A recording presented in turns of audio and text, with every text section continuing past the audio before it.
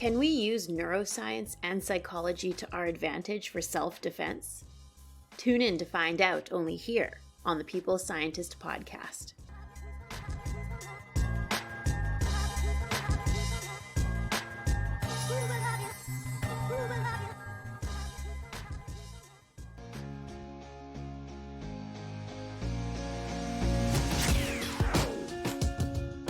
You are listening to the People Scientist, the podcast dedicated to helping us optimize our health with the latest scientific findings on neuroscience, physiology, and nutrition. I, your host, Dr. Stephanie Caligiuri, a nutritionist, physiologist, and neuroscientist, will be here with you every single week, bringing us information to ignite our thinking, to help us be one step closer to the healthiest we can be.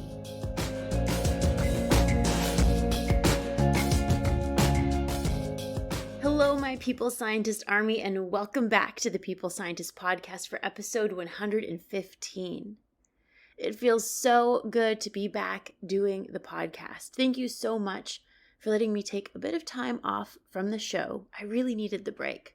I switched gears for a little bit and needed to put some focus on my research and my family. Now, some of you have been asking what I was up to for the last couple of months. Well, I moved into a new apartment in Manhattan. I wrote a couple of very exciting grants that I hope will be funded. These grants were about trying to approach drug addiction from a completely new perspective. I hope that this new perspective will lead to more treatment options for individuals battling with drug addiction. That includes addiction to nicotine, alcohol, and opioids like fentanyl, the common prescription painkiller oxycodone, and others. Because I come from a different discipline of nutrition and physiology, then I ventured into behavioral neuroscience. I like to bring that different perspective to the table. I hope that my different approach will lead to some significant findings.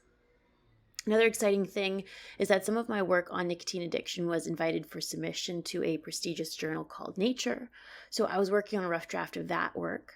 And this project has been about 5 years in the making, and I hope that once that work is published, I can dedicate a whole episode on my own research for all of you. Also, as I'm sure some of you listening can relate to, I hadn't seen my family for nearly 2 years since this pandemic began.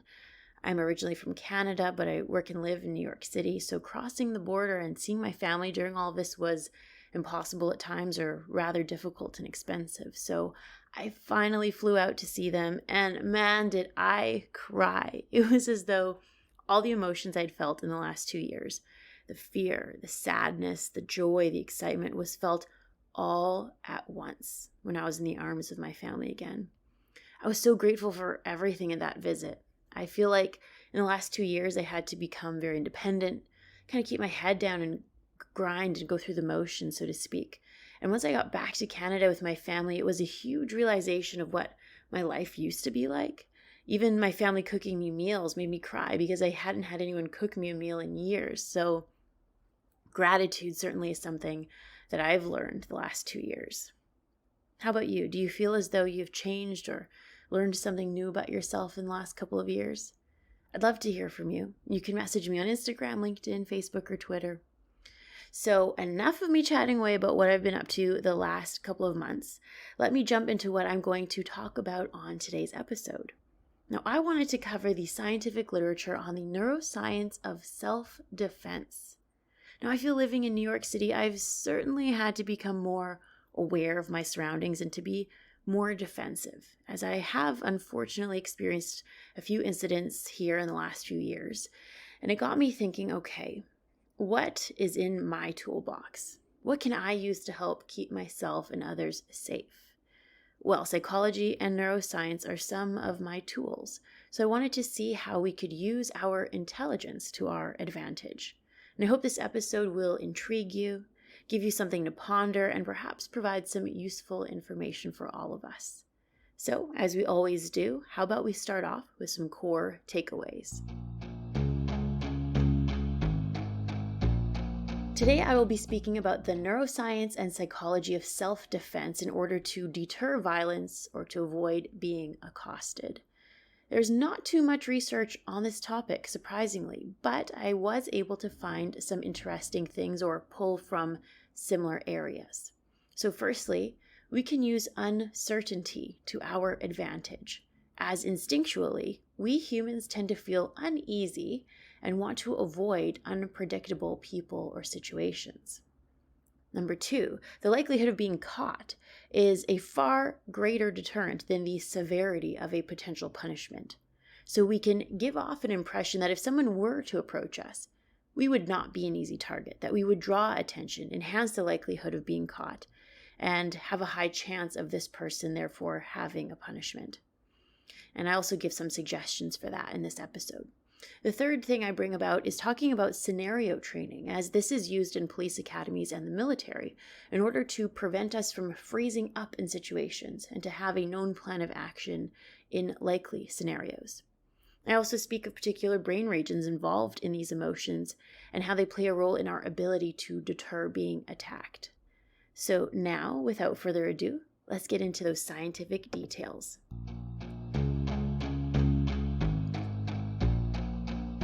So self-defense can be considered in different contexts, but today I'm going to focus mostly on the scenario of, let's say we are out walking down the street. How can we use psychology or neuroscience to our advantage in order to deter violence being inflicted upon us? How can we prevent us from becoming a target? One may also think of self-defense in the context of defensiveness, like if someone says something to us that strikes a chord or upsets us, and how we can become a bit aggressive or defensive. That will be a topic for a different episode. Today I'm going to speak about self-defense in the context of safety. Now, unfortunately, there's not much direct research on any of this that I could find. I will share with you the few studies that I did find and how I pulled from studies in different contexts and tried my best to extrapolate or generalize the data to self-defense. So today's episode may seem a bit more descriptive or theoretical than my usual highly evidenced episodes, but nonetheless, I will share with you what I did come across. Now, when I trained in karate, I remember being told this statement that always stuck with me. And they said that the best self-defense is not putting ourselves in a situation where we have to defend ourselves. That avoiding the situation altogether is our best bet. So in other words, prevention, deterrence will be our greatest tool.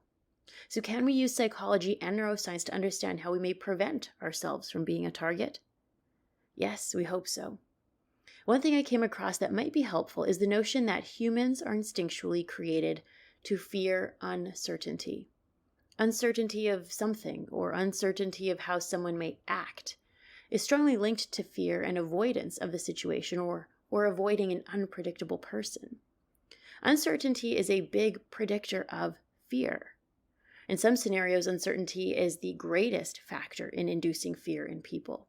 So if we can create an air of uncertainty, unpredictability about us, this may lead individuals to avoid us in these unsafe situations. So let me give an example. At night, when it is dark, we might tend to feel more on edge, uneasy, fearful even as compared to when in the daylight. Why? Because the darkness creates uncertainty. We can't see as well. Things or people may be hiding in the shadows. Another example, I was working out at the gym the other day and someone near me was exercising with a face mask and their hoodie up. And for some reason, it left me feeling on edge, and I wasn't entirely sure why. I was thinking, why was someone wearing a thick sweater with their hoodie up while working out at the gym? This was unusual and left an air of uncertainty. Who is this person? What do they look like? Why are they wearing a sweater while exercising? Have you ever had a scenario like this happen? If someone acted in a way that was out of the ordinary or gave an air of uncertainty, how did it make you feel? I also want to share a little social experiment of my own. Now, keep in mind, this is just a sample size of one. I'm not saying for you to do this, but I just wanted to share an interesting experience and observation of mine. Now, when I walk around the city, I tend to have a lot of people talk to me, make comments to me, accost me even, unfortunately. When I talked to my other friends about this, a couple of my friends shared similar experiences. But for the most part, many of my friends did not to the extent that I've experienced. So it got me wondering, why am I targeted when I walk around the city? Why do people like to interact with me, whether that be positively or negatively? Is it the way I dress? Is it my demeanor, the speed I walk, how I look? Let me portray how I walk around the city, though. I walk very quickly. I look straight ahead and with purpose. So personally, I don't think how I walk would attract attention or incite someone to approach me. In fact, when I was walking really quickly one day to work, I had someone have to run alongside of me to keep up with me in order to talk to me when they were trying to get my attention. So even if I walk quickly and give off the message I am busy, this doesn't seem to be a deterrence for me. Then I dressed in very baggy clothing. That didn't seem to matter much or make a difference. Then I bought these big over-the-ear headphones to insinuate that I can't hear people around me. Despite this, people still try to talk to me. The only thing that seemed to make a big difference is if I wear a hoodie. A sweater that has a hood attached to it, and I put that hood up over my hair, which also would partially cover my face from the side too. Out of all the approaches that I tried, this was the one that worked the best. And that got me thinking, what is it about wearing a hoodie that caused people to not approach me? And I think again, it comes back to the psychology of uncertainty. For some reason, when there is an air of uncertainty, if we can't see something about someone, that for some reason it puts us on edge or gives us a feeling of uneasiness. And that seems to just be intrinsically linked to our instincts. So if we in some way can portray a level of uncertainty to those around us, it may put a potential attacker on edge. It may keep them wondering what we are capable of, who we are, if we're hiding anything, and thus may avoid interacting with us. So I was trying to brainstorm if we felt unsafe in a situation, like let's say we're walking home at night alone. How can we give this air of uncertainty to avoid someone from attacking us? And I thought, well, putting up our hood, I suppose, could achieve that. As I mentioned, it personally worked for me. Perhaps crossing the street back and forth a few times would seem odd to someone. Walking in an irregular pattern, shaking one's hands outward with an object in our hand, like our keys, for example. And I know this may sound silly, this erratic kind of unpredictable behavior of crossing the street and moving your hands in a weird way, but I have spoken to police officers and martial artists in preparation for this episode, and they do agree that giving an air of uncertainty or odd behavior can be a good deterrent, preventing someone from potentially attacking us. Unpredictability may make people feel uncomfortable. Now let's talk about the neuroscience of this. Why does uncertainty make us feel uncomfortable? Well, Shankman and Neuroreport in 2014 conducted an Fmri study in unpredictable aversiveness, meaning the anxiety, the negative feelings associated with not knowing what is going to happen or what is going on. Now, I often love to bring up Fmri studies because I think they are very powerful research in neuroscience. Fmri stands for functional magnetic resonance imaging. It can study the flow of blood in the brain. And if the blood increases to a certain brain region, we believe that brain region is being recruited to influence our behavior or how our body functions. Now, if we can understand what brain regions are involved in certain behaviors, this now gives us a target, and therefore a better understanding of human behavior. Now, in this study, they noted that the anterior insula of the brain was important in this response and was associated with the feelings of anxiety around uncertainty. Now, this is interesting because the anterior insula has been implicated in enteroception. Now, enteroception is a really cool concept. Essentially, it is our ability to detect what we are feeling on the inside. It's a cool concept that part of our brain is responsible for detecting what we are feeling, which is essentially the result of our brain itself. So the anterior insula is like the sensor of the brain, so to speak. For example, the anterior insula is implicated in our ability to detect thirst, hunger, a full bladder, but also our ability to detect our emotions like craving, disgust, uneasiness, etc.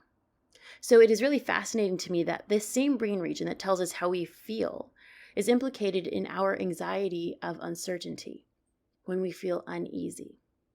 You know how sometimes we have an uneasy feeling about a situation that we can't quite explain why, we just do. Like, for example, our hair standing on end? I think that's the saying, our hair is standing up anyway, or just feeling uncomfortable in a situation, like we are fearful. It appears that the anterior insula plays an important role in that response. Very cool.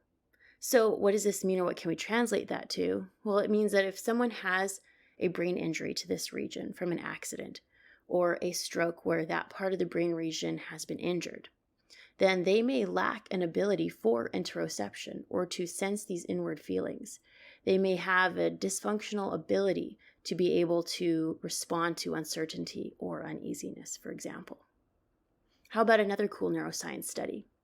Crane and authors in 2006 in the Journal of Child Psychology and Psychiatry published another Fmri study on uncertainty and decision-making. So in this paper published by Crane and colleagues, 12 healthy adults and 12 healthy teenagers completed a decision-making task with conditions of varied uncertainty while Fmri scans of their brain were performed. Now, the participants also completed measures of worry and uncertainty and a questionnaire about their levels of anxiety during this task. The scientists realized that during the decision-making tasks, when uncertainty was exhibited, the region of the brain called the anterior cingulate cortex was recruited, and therefore likely important in these scenarios. So, how is this finding useful? How does knowing that the anterior cingulate cortex plays a role in decision-making and uncertainty help us? Well, for example, Pittenger in 2006 in the journal Primary Psychiatry implicated the importance of this same brain region in individuals living with obsessive-compulsive disorder, or OCD.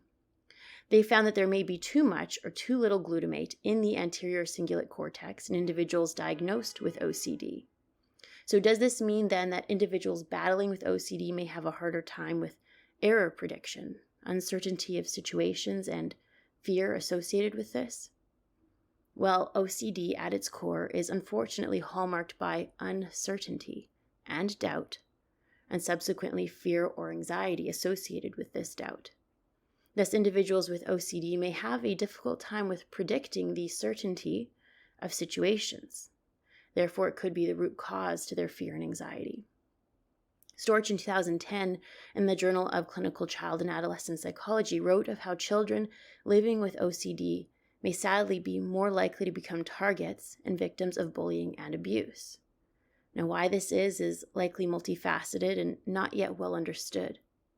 But perhaps in individuals living with OCD, extra care can be taken to protect them from becoming victimized, helping them assess situations more accurately and to avoid unsafe situations. Now, this is why I love neuroscience. It helps us connect so many things together in order to make humans and society better. Who would have thought that OCD could be connected to one's likelihood for being a target for bullying or violence? Well, fMRI studies pinpointing the anterior cingulate cortex of the brain gave us this connection. And hopefully now, this can be brought to the attention of clinicians or to individuals battling with OCD in order to make their life better and safer.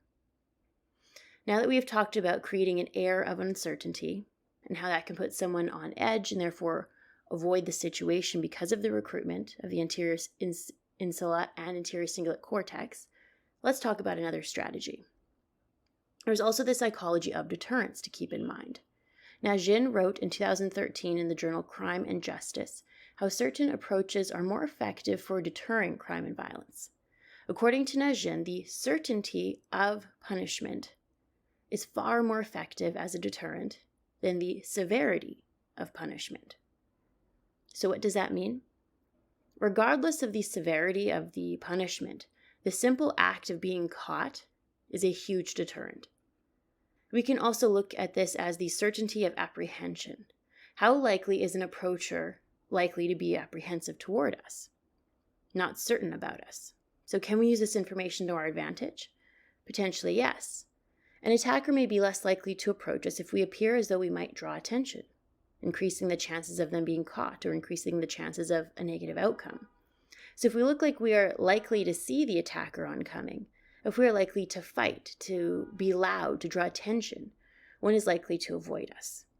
So if we walk with confidence, with purpose, if we look around, are aware of our environment, keeping our attention on point, if we make ourselves perhaps appear larger or stronger with our shoulders back, our head held high, confident, it is possible that this may increase the portrayal of someone that an attacker would not want to approach.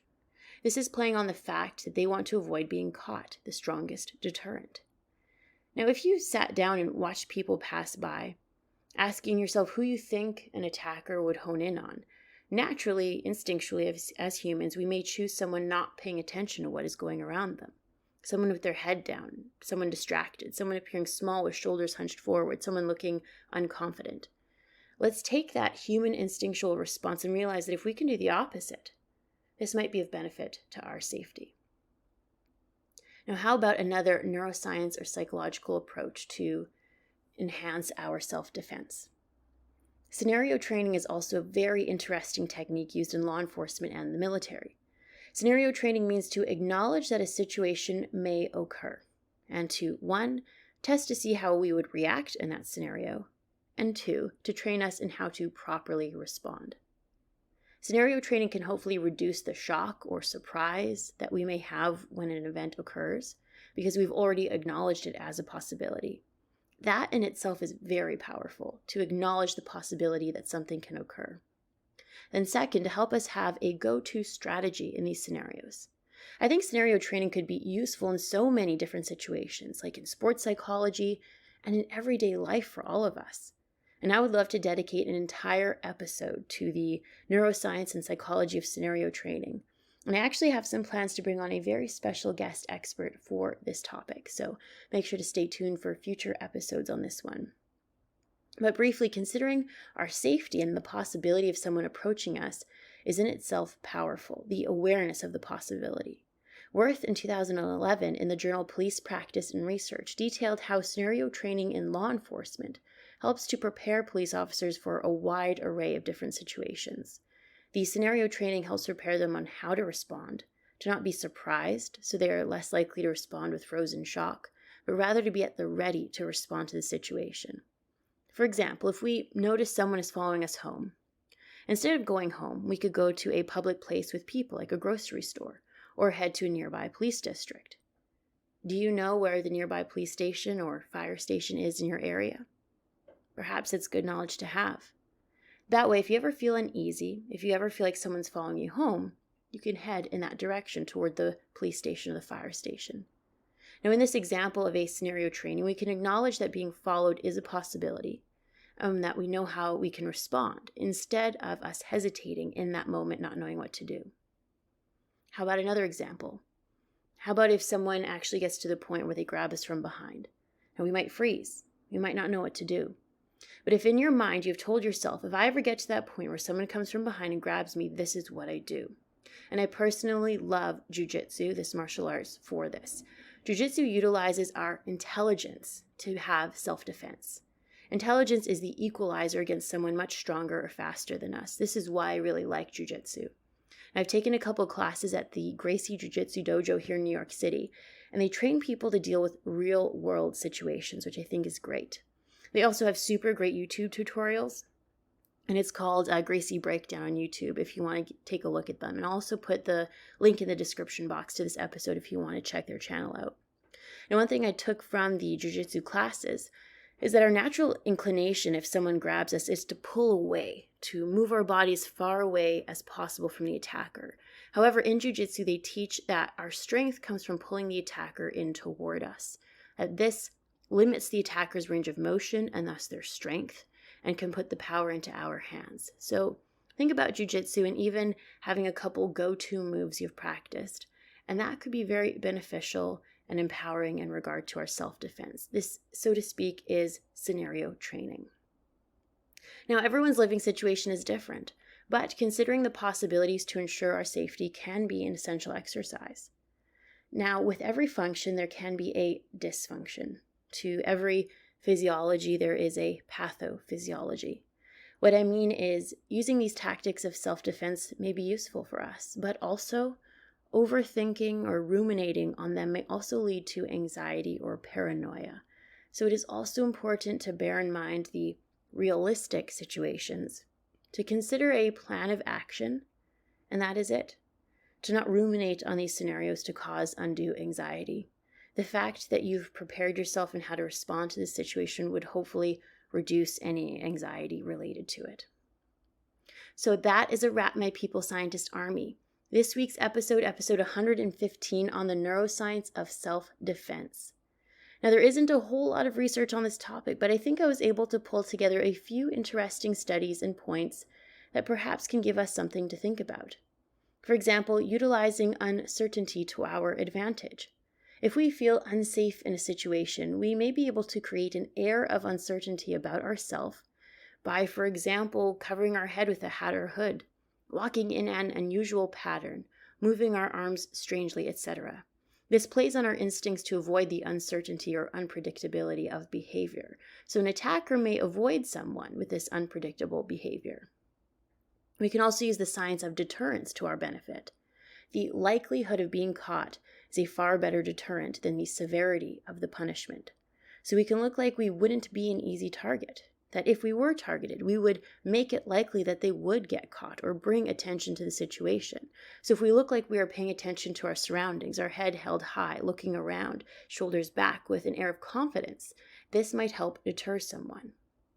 Lastly, we can consider the psychology of scenario training used in the police academy and military, taking a moment to consider a likely scenario based on our living situation, then to think about our best mode of action to avoid the situation, like walking to the nearest police precinct or knowing certain jujitsu moves if attacked.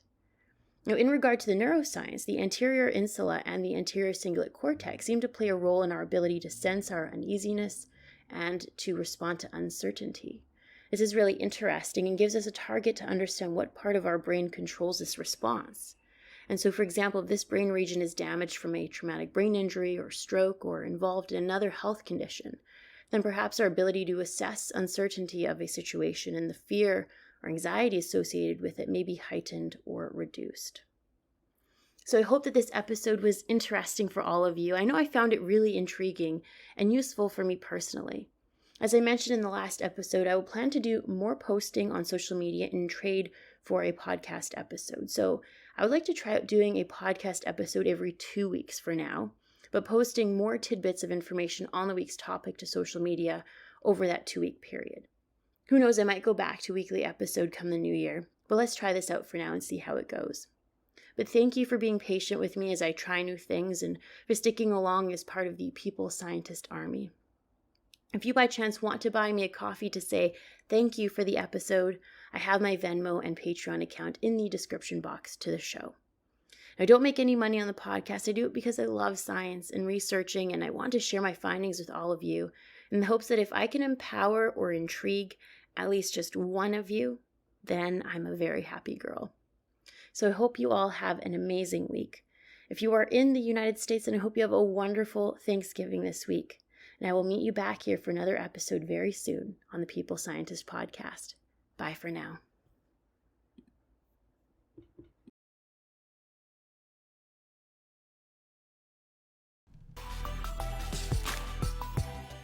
I am a scientist simply sharing scientific evidence. Some of the clinical interventions I discuss are not appropriate for everyone. Before making any changes to your diet or lifestyle, please do consult the advice of your physician or dietitian. My opinions expressed here do not necessarily reflect those of Mount Sinai Hospital and its affiliates.